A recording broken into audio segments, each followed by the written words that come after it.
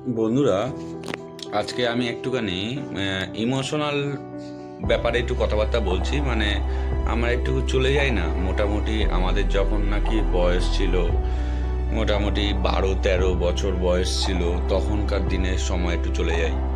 সরস্বতী পূজা আজকের দিনে মানে আমাদের কাছে একটা বিশাল বড় ব্যাপার ছিল।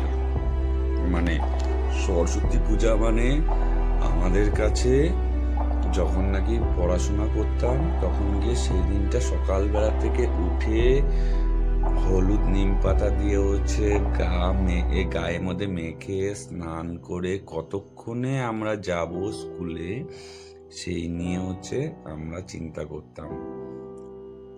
তার আগে আমরা সকালবেলা ঘুড়ি ওড়ানো বা ঘুড়ি ধরার পেছনে আমরা ছুটতাম।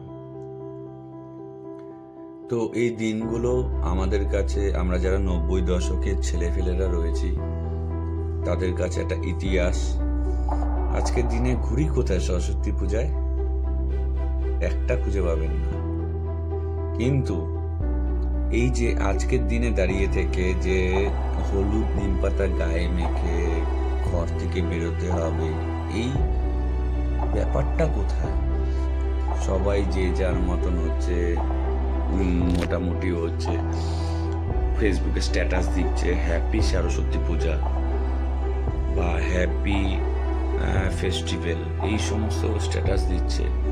সেই সমস্ত বাচ্চারা জানে আমরা যা উপভোগ করেছি 90 দশকের ছেলেমেয়েরা সরস্বতী পুজোর।